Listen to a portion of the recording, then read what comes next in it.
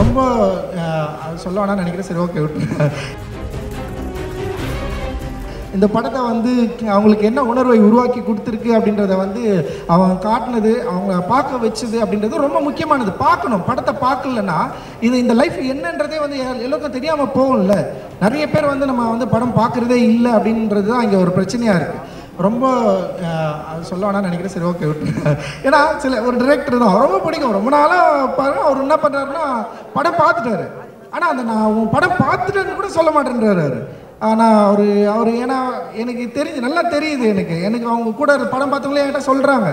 But ஆனால் அந்த டைரக்டரே உட்கார பார்க்க வச்சு அவர் ஒன்று பார்த்து எடுத்து போட்டிருக்கோம். சமமான்றது. ஸோ இது மாதிரியெல்லாம் நிறைய வேலைகளை வந்து பண்ணியிருக்கிறோம். உண்மையே இல்லை, இது வந்து நான் விமர்சனத்துக்காக கேலி கிண்டலுக்காக இல்லைடா, ரொம்ப சந்தோஷமாக சொல்கிறேன். நம்முடைய படைப்பை பார்க்க வேண்டிய தேவை இருக்குது. அந்த படைப்பை இப்போ வந்து என்னென்னா ஆடியன்ஸ் பார்க்குறாங்க இல்லைன்றது வந்து அவங்களுடைய சாய்ஸாக இருக்குது.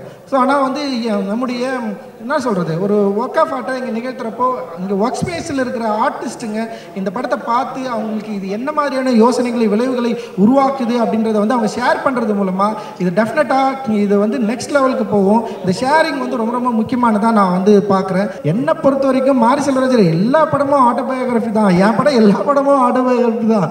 அட்டகத்திலிருந்து என்னுடைய வாழ்க்கையை நான் திரைப்படமாக எடுத்துகிட்டே இருக்கிறேன். என் அப்பா அதை எடுத்தேன், தாத்தா அதை எடுத்தேன், இதுக்கு முன்னாடி எடுத்தேன். அதில் எல்லாமே என்னுடைய ரூட் இருக்குது. ஸோ அப்படி தான் நான் இதை நினைக்கிறேன். ஸோ இந்த படம் வந்து அந்த அளவில் மக்கள்கிட்ட வந்து ஒரு பெரிய வரவேற்பை பெறும்னு நான் நினைக்கிறேன். ஆனால் மாரி செல்வராஜ் இருக்கிறாம்படி வேறு லெவலில் எல்லா டைரக்டருக்கும் படம் காட்டி வேறு வழியால் நீங்கள் இதை பேசி தான் ஆகணும்னு சொல்லிட்டு பேச வச்சு